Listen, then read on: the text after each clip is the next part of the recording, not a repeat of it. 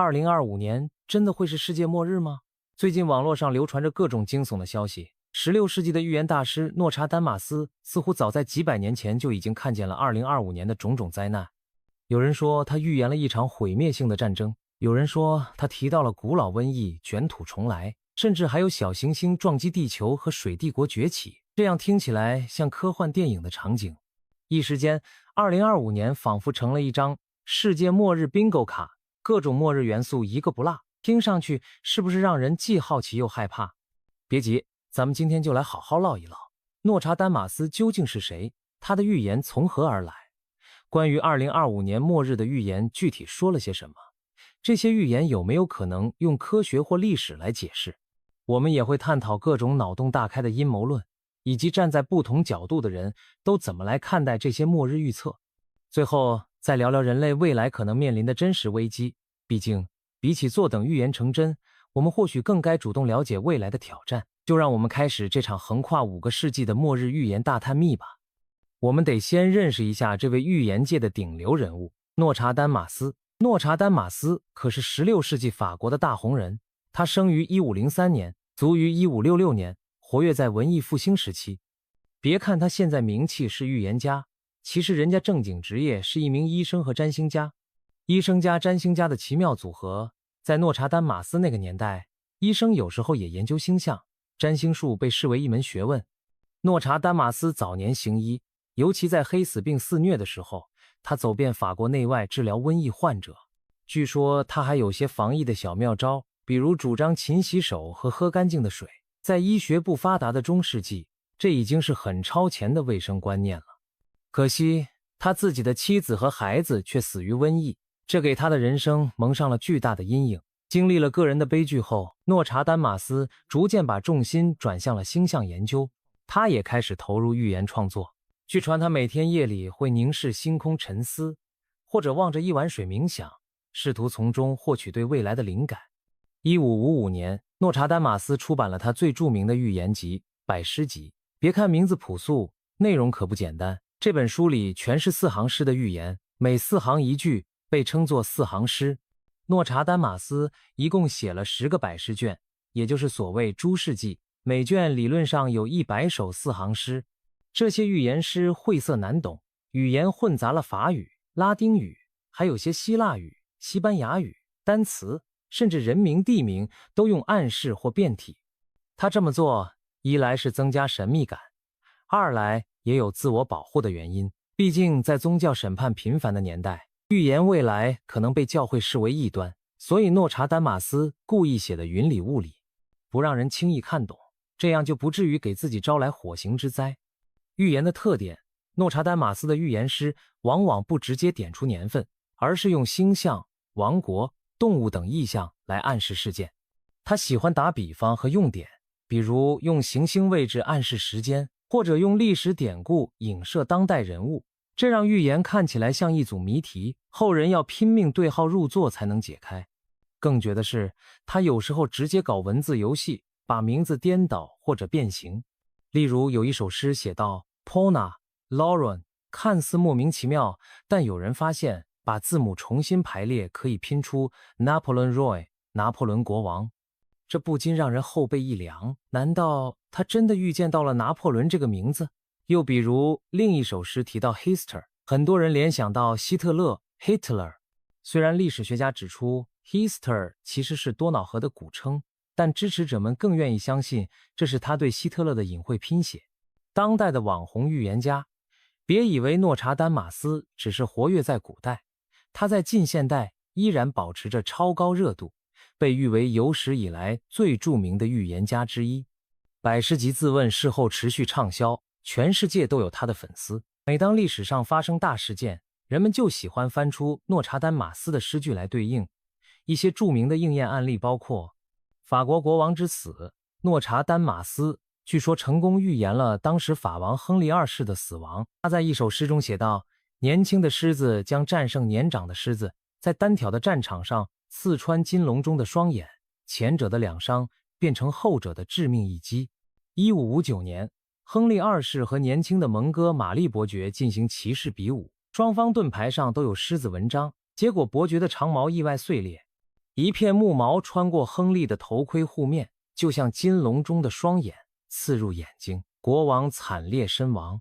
这情景与诗句惊人吻合，让诺查丹马斯一举成名，甚至亨利二世的王后都对他奉若神明。伦敦大火。1666年，伦敦发生大火灾，整座城市陷入火海。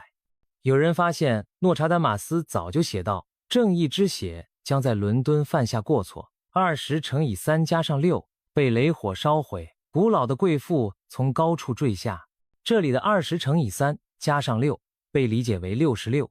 雷火被理解为雷一样迅猛的大火。古老的贵妇指伦敦这座古老城市。1666年伦敦大火确实发生在这一年，很多教堂、贵妇般高贵的建筑被烧毁坍塌，这被粉丝视为又一神准预测。法国大革命。1789年的法国大革命也被认为在诺查丹马斯预言之中。他的一句诗写道：被压迫的人民高声歌唱，贵族豪门被囚禁于监牢。后来发生的事情大家都知道了，巴黎群众唱着革命歌曲，攻占巴士底狱，贵族和国王纷纷被关，被推上断头台。这画面似乎与诗中场景颇为吻合，于是人们感叹诺查丹马斯早有预见。希特勒和二战。前面提到，诺氏诗文中的 Hitler 被许多人解读为希特勒。他还有诗句描述来自西欧腹地的卑微出身之子将用舌头诱惑庞大军团，他的声名越过欧洲，蔓延更远。希特勒出身平民，在演讲鼓动群众方面极具煽动性，发动了大规模侵略战争，把战火烧遍全欧乃至更远，听起来却有几分相似。此外，一具凶残的野兽渡过河流，大部分战场上将反对 Hitler 也被认为暗指二战时跨过多瑙河进攻的德军以及同盟国对抗希特勒。不过，怀疑论者则认为这些诗句其实可以指代很多战争和侵略者，并非希特勒独有，只是我们事后选择性的匹配了最著名的那个。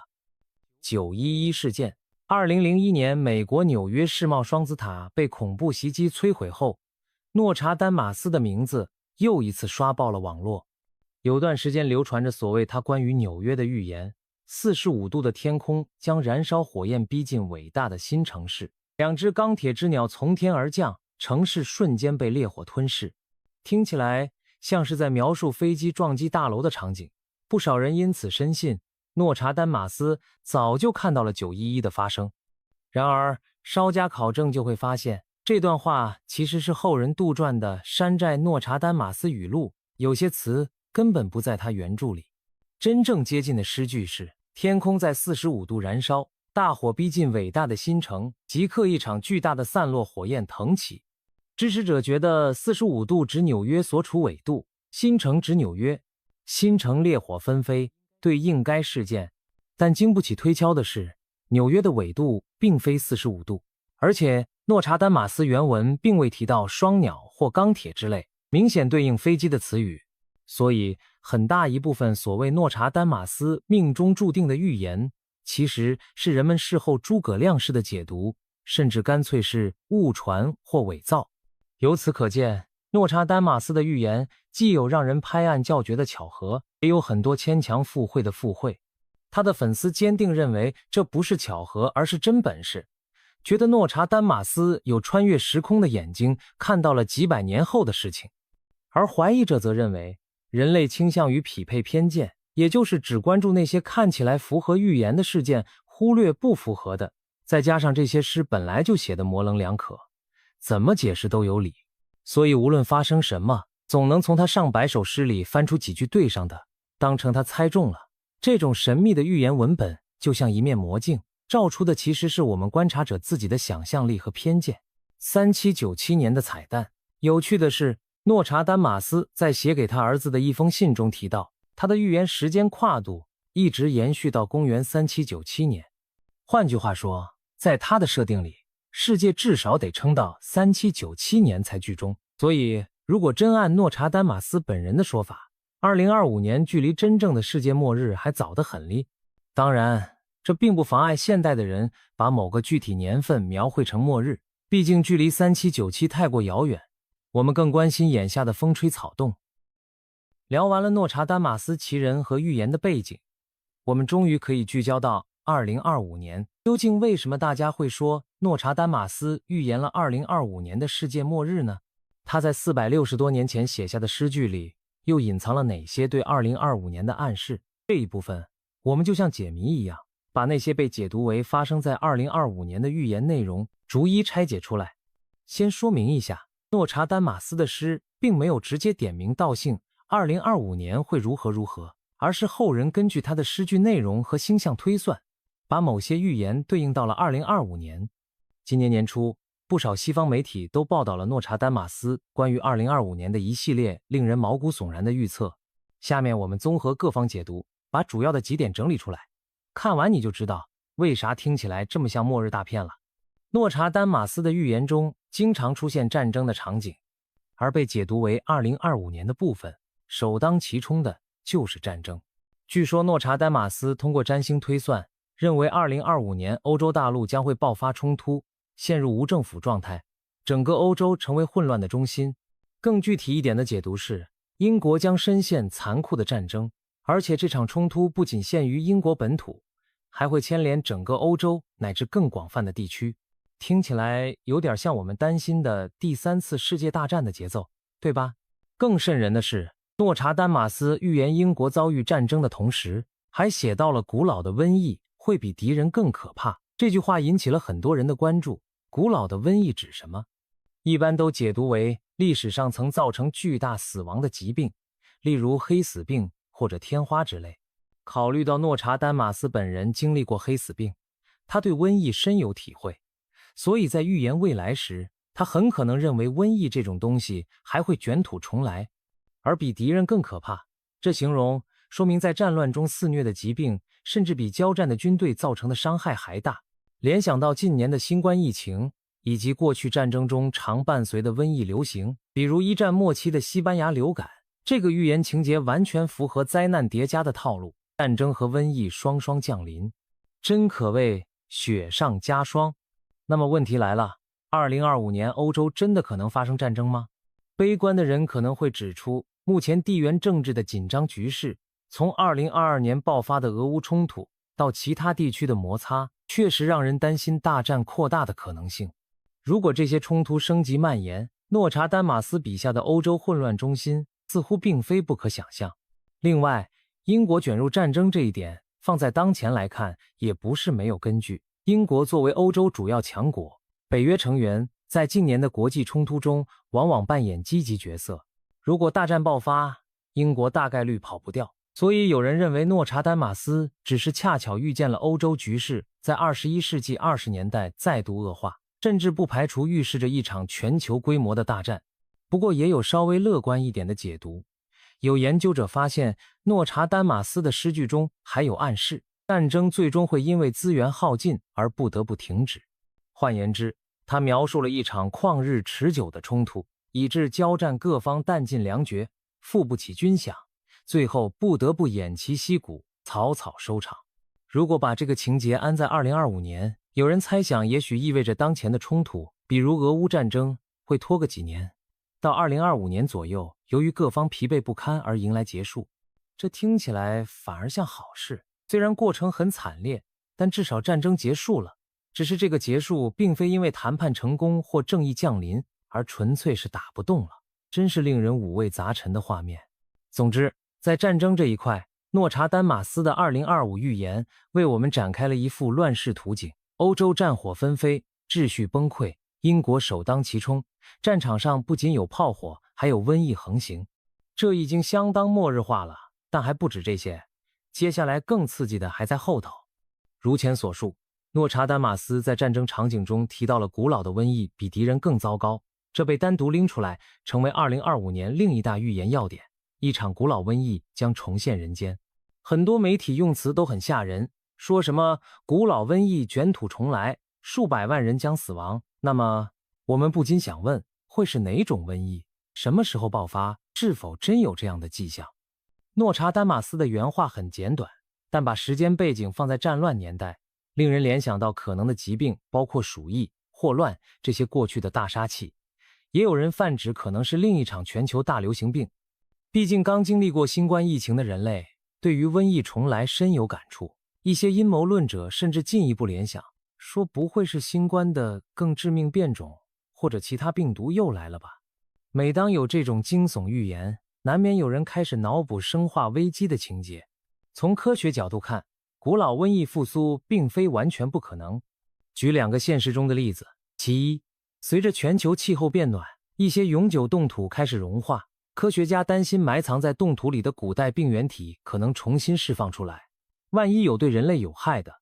那就相当于开了潘多拉魔盒。其二，人类对抗传染病的武器抗生素正面临耐药性难题，一些过去被我们控制的疾病可能因为细菌耐药而卷土重来，变得难以治疗。还有一种古老瘟疫，可能是指已经在人间消失的疾病被故意或意外释放，例如天花病毒曾被销毁，但仍存于实验室，假如发生生物安全事故就糟糕了。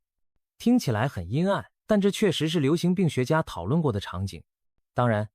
诺查丹马斯的粉丝在谈这个预言时，未必深究是哪种病，他们强调的是瘟疫的影响会比战争造成更多死亡和恐慌，这倒是贴近历史规律。往往战争年代医疗条件差，疾病更容易传播，伤亡甚至超过战火本身。如果2025年真有大规模战争伴随疫情，那的确离世界末日就不远了，至少对当事人来说是生不如死的景象。值得注意的是，另一位常被拿来和诺查丹马斯相提并论的传奇预言家盲眼龙婆巴巴万加巴巴旺嘎也有对于2025年的瘟疫预言。据传，巴巴万加说过，2025年会出现一种致命病毒，让人瞬间老化，甚至人类灭绝之类的说法。这些未证实的传闻常常被媒体混在一起报道，使得2025年的疫情预言更加扑朔迷离。无论如何，战争加瘟疫的双重威胁足够骇人，我们只希望现实不会走上那条路吧。除了人祸，诺查丹马斯的2025预言套餐里还有天灾加码，其中最吸引眼球的是小行星撞击地球的可能性。许多文章标题都直接蹦出小行星碰撞来吓人。据说诺查丹马斯在诗中预言了天空中将出现爆炸，一个巨大的火球将坠向地球。有人解读，这就是在形容小行星或彗星撞击所产生的火光和爆炸场面。其实诺查丹马斯对于天体的预言由来已久，他最著名的一首诗曾写道：1999年7月，恐怖大王将从天而降，战争之神借机统治四方。当年很多人担心1999年会有彗星撞地球或者其他毁灭性天灾，现在轮到2025年，小行星撞击的传言再次盛行。科学界确实一直在关注近地小行星的威胁，例如那颗名叫阿波菲斯的近地小行星曾被认为有可能在2029年或2036年撞击地球，引发广泛讨论。虽然后来的观测排除了这几年的碰撞可能，但不排除更远的未来有风险。诺查丹马斯的信徒或许觉得他在预言中看到了某个时刻天外来客对地球的袭击，而2025年前后正是人类应该提防的时候。除了小行星，预言里还提到了天空中的爆炸，这可能暗示的不仅是天体撞击，也可能是人类自身制造的灾祸，比如核武器的爆炸在空中形成蘑菇云，或者太空中的卫星武器引发的事故等等。不过主流的解读还是偏向自然天体，说白了就是陨石雨，或者一颗大型陨石坠落。这种灾难在影视作品里很常见，诺查丹马斯的诗句则给了它一层神秘色彩。火山与地震，有些解读提到，诺查丹马斯预言了火山爆发和地震等地质灾害，特别点名南美洲的巴西会遭殃。为何是巴西呢？原来诺查丹马斯的一句诗被认为描述了南美洲的景象：世界的花园靠近新城，在空洞的群山之路上将被占领，沉入浴盆，被迫饮下硫磺毒水。这段话听起来挺玄乎，但世界的花园被解读为拥有亚马逊雨林的巴西，地球上生物最丰富的花园，而新城可能指巴西利亚，巴西的新首都，或者南美洲的新兴都市。空洞的群山则被认为是火山。沉入浴盆仿佛形容洪水泛滥，硫磺毒水又让人联想到火山喷发导致的酸雨或水源污染，所以综合起来，大家觉得诺查丹马斯在暗示南美将发生火山喷发和大洪水。气候变化被视为背后的推手，因为气候异常可能导致极端降雨引发洪灾，而火山喷发则算是自然周期，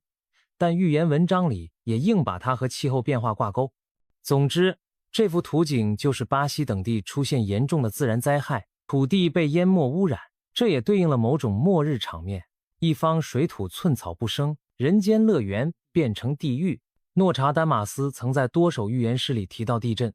虽然没明确说2025年有大地震，但不少解读喜欢在每年展望时都把可能的大地震归到他的头上。比如有人声称他预言加利福尼亚将有特大地震，或者意大利维苏威火山将再度猛烈喷发，这些其实在历史上隔三差五总会发生，所以把它列入预言清单并不奇怪。只是当这些都堆在2025这一年，就显得格外骇人，难不成天地同时发威？在2025年的诺查丹马斯预言合集里，有一个很有诗意但让人摸不着头脑的词——水帝国。据说诺老先生预言道，诸帝国将倾覆，新一轮的浪潮将主宰，来自海洋领域的水之帝国将崛起，听起来像是奇幻小说里的场景，海洋之王登场，建立水下王国。但大多数解读者认为这是一种隐喻，指的是海洋将吞噬陆地，换言之，可能是全球洪水或者海平面上升导致大范围淹没，海洋变成主宰一切的帝国。这其实契合当今最迫切的环境议题之一——气候变化。全球气温升高导致冰川融化，海平面上升，沿海地区被淹没的威胁越来越真实。如果21世纪人类不积极应对，未来某个时候真的可能出现水淹大地的惨状。诺查丹马斯当然不可能具体知道气候变暖的科学原理，但他生活的16世纪正值小冰河期的开始，气候波动剧烈，对农业和社会影响深远。他可能意识到气候和人类兴衰有巨大关联，所以在预言未来时，把洪水滔天也算进了可能的末日场景。水帝国还有另一层含义的猜想，有些脑洞更大的阴谋论者认为，这指的是某个来自海上的强大政权将在2025年左右崛起，取代现有的大国。他们甚至联想到传说中的亚特兰蒂斯，觉得是不是诺查丹马斯暗示海底文明重见天日云云。这听起来过于天马行空了，基本属于幻想范畴，全当笑谈即可。主流还是把水帝国理解为气候灾难引发的全球洪涝，或者海洋生态的巨变。说到气候，诺查丹马斯的诗里还有一句提到，干涸的大地将更加干燥，随后将有特大洪水。这似乎描述了一种极端气候下旱涝急转的景象，先是严重干旱，然后又是毁灭性洪水。现代气候科学恰好指出，全球变暖会带来极端天气增多，很多地区可能面临旱季更旱、雨季更涝的情况。这不禁让人再次感叹，诺查丹马斯的想象力还真和实际问题给对上了。当然，他当年很可能是受圣经创世纪大洪水故事影响，再结合自己对自然的观察，推演出未来也许有此劫难。综上所述，诺查丹马斯被解读为对2025年的核心预言，包括战争与无序、瘟疫肆虐、天体撞击、火山洪水等天灾频发，仿佛每一样都够人类喝一壶。如果这些全部叠加发生，别说世界末日，起码也是人间炼狱级别的灾年了。难怪一些媒体干脆用2025末日来形容他的预言内容。那么问题来了，这些可怕的预言，我们应不应该当真？他们有没有更合理的解释？接下来，我们就换个角度，探究预言背后的科学与历史。面对诺查丹马斯这张末日清单，我们不妨冷静下来想想，这位16世纪的人是怎么预知这么多未来灾难的？难道他真有超自然的通灵能力，可以看到数百年后的情景？还是说，这一切其实有迹可循，可以用更接地气的方法来解释？在这一部分，我们将尝试剖析诺查丹马斯预言的成因，包括他所运用的知识、当时的时代背景，以及后世人们是如何一步步将他的文字嫁接到现实事件上的。首先，诺查丹马斯并非信口胡诌，他所处的时代占星术是一门正儿八经的学问，甚至被认为是科学的一部分。诺查丹马斯精通占星，他预测未来很大程度上是靠观测天象星轨，并推演出某些周期性的规律，例如不同行星的汇合周期、日月食的周期等。通过研究星象在历史上对应的事件，他可能相信当星象重现时，类似的事件也会重演。这有点类似于农民历根据月亮和节气推算天气，只不过诺查丹马斯把尺度放大到了社会和战争层面。举个例子，他或许注意到，当土星进入某个星座时，历史上曾发生大战，于是预言下次土星再走到那个位置又会有大战。这听上去很玄，但实际有人一直在做类似的研究。诺查丹马斯就是依据这种思路做宏大的推算。当然，他也未必每次都准，但他的文字只要写得足够模糊，就算不准，后人也看不出来，不是吗？除了星象，诺查丹马斯预言的内容也深受当时历史环境的影响。16世纪欧洲并不太平，有宗教改革引发的教派冲突，奥斯曼土耳其帝国在东欧的扩张威胁，各国内部的权力斗争等等。诺查丹马斯生活的法国就在暗流汹涌之中，他自然能感觉到战争可能一触即发，所以他预言未来有战争乱世，其实很符合当时人的普遍担忧。只不过他没想到的是，大型战争隔了1个多世纪才在欧洲爆发，如30年战争，随后几百年、几次欧陆大战，以及20世纪2次世界大战那么夸张。但无论如何，战争总会发生，几乎是个显而易见的趋势。他预言战乱并不奇怪，瘟疫也是如此。黑死病在14世纪杀死了欧洲1/3人口，诺查丹马斯所在的16世纪仍不时爆发局部瘟疫，他本人亲历家人被瘟疫夺走性命，这种创伤在他脑中投下的阴影或许永久存在，所以他写到未来瘟疫再临，其实更像是在说瘟疫迟早还会来。以史为鉴，这也没错。后来17世纪伦敦的大瘟疫，19世纪全球多次霍乱流行，20世纪流感大流行都印证了瘟疫反复出现的历史规律。所以我们完全可以认为，诺查丹马斯并非真的看到了2025的新疫情，而是凭经验觉得未来某年会有大瘟疫，只是现代人对号入座选了2025而已。再看自然灾害方面，诺查丹马斯时代的人对天象灾异十分敏感，彗星一出现就被解读为不祥之兆。当时的天文学已经能够粗略预计一些日食、月食和行星运行，但对彗星、小行星这些则毫无预警能力。所以如果诺查丹马斯在夜空里看到过明亮的彗星掠过，他可能会认为未来还会有更可怕的天降之物，于是他的诗里经常提及火星驾临、天空降下火等等。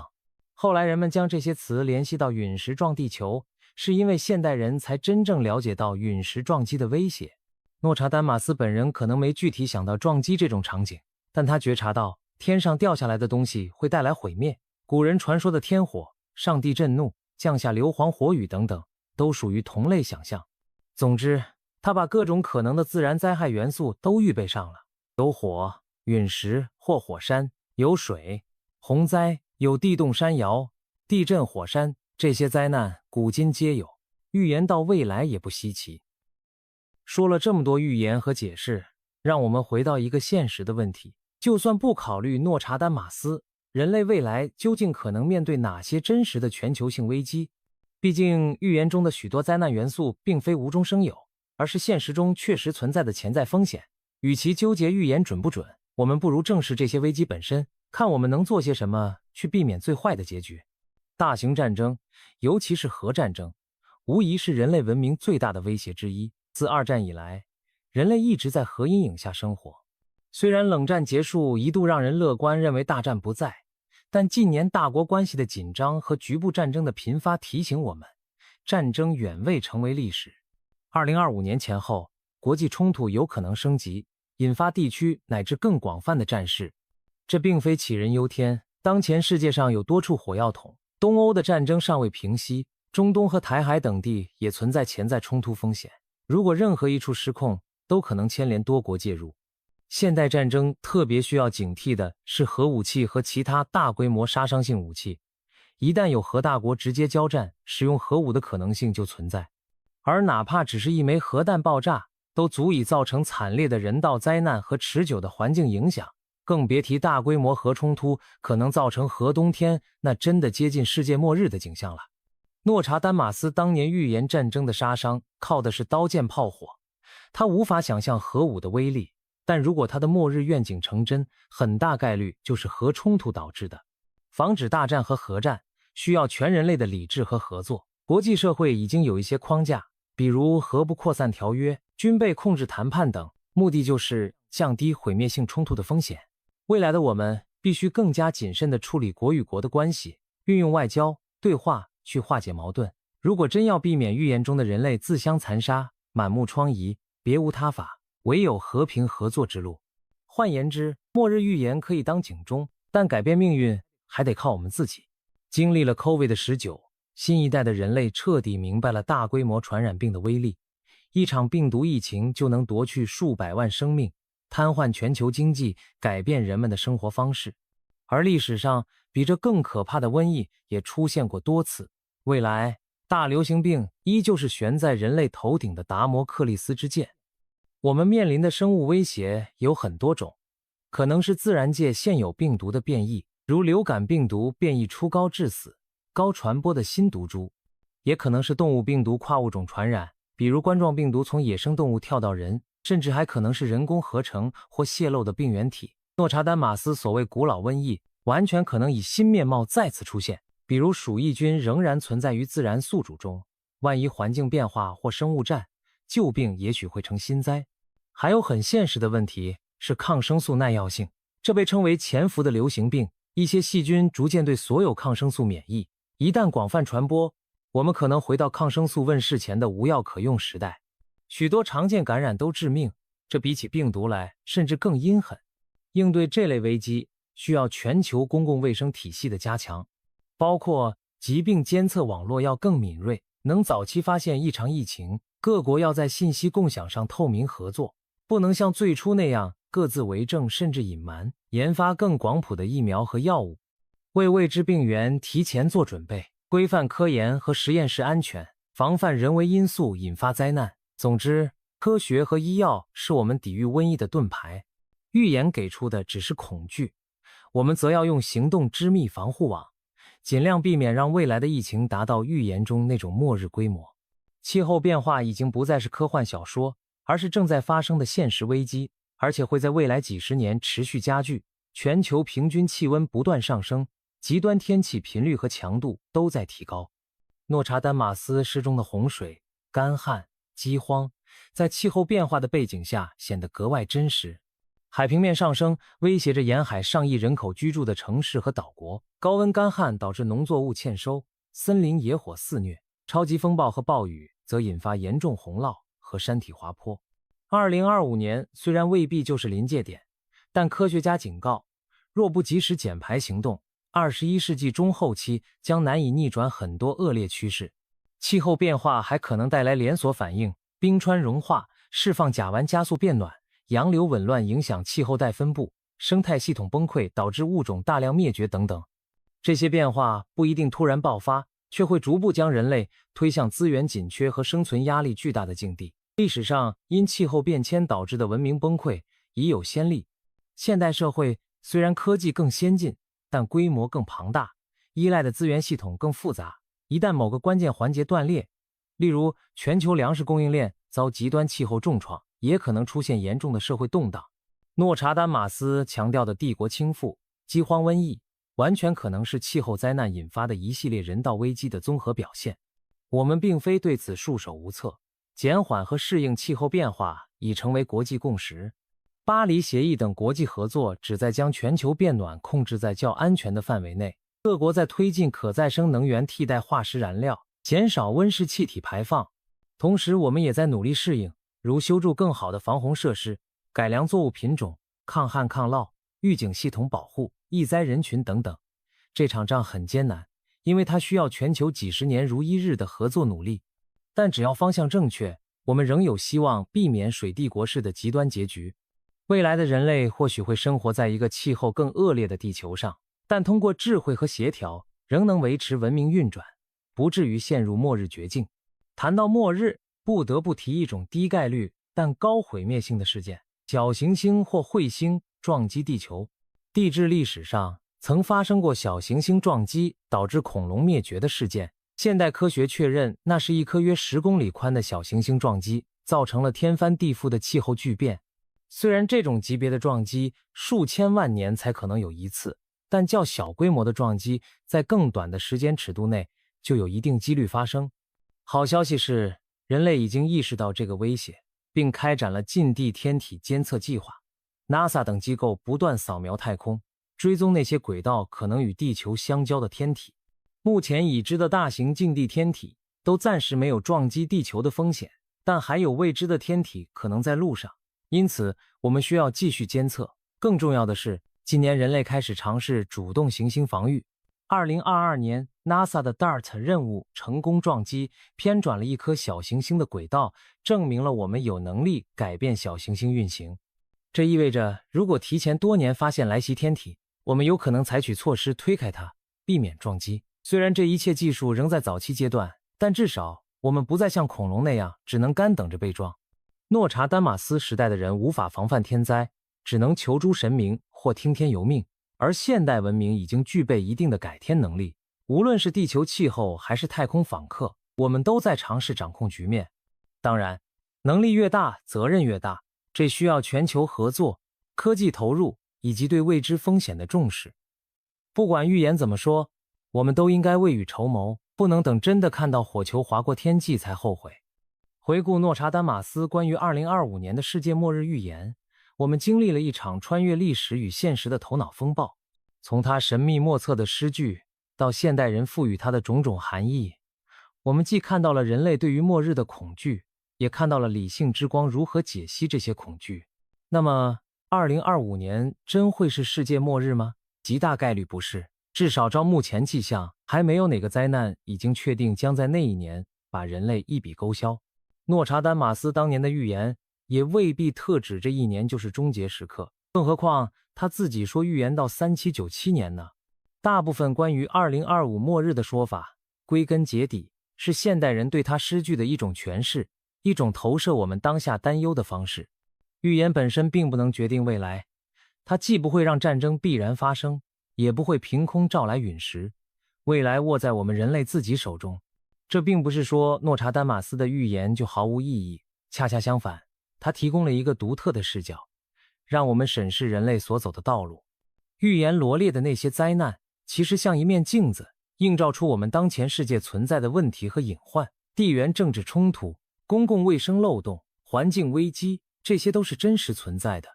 需要我们正视和努力解决。如果听了预言能促使更多人关注这些议题，防患于未然，那么预言某种程度上也发挥了警示作用。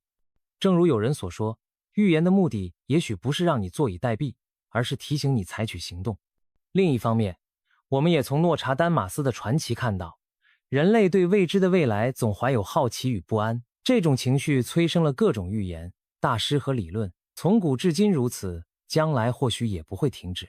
当2025年过去，不管有没有发生那些预言中的事件，人们可能又会将目光投向下一个年份、下一个预言。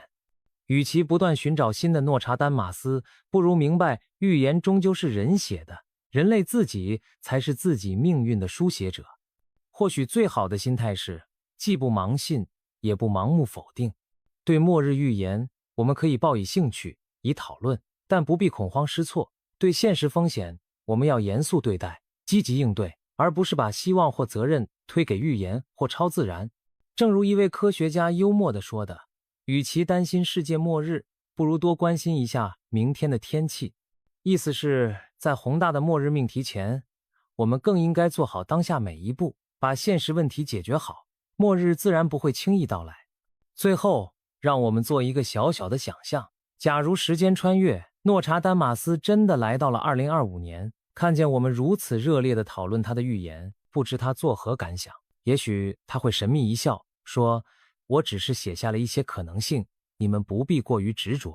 又或者他会为人类在科学和文明上取得的进步感到惊讶，毕竟我们已经破解了那么多自然奥秘，甚至找出了可能避免灾难的方法。如果这位老先生有幽默感，他可能还会松一口气，幸好你们没把我说的都照做，世界还在。无论如何，2025年即将展现在我们面前，预言也好，事实也罢，我们终将见证。希望当这一年过去，我们回头再看诺查丹马斯的诗篇时，能够淡定地说一句，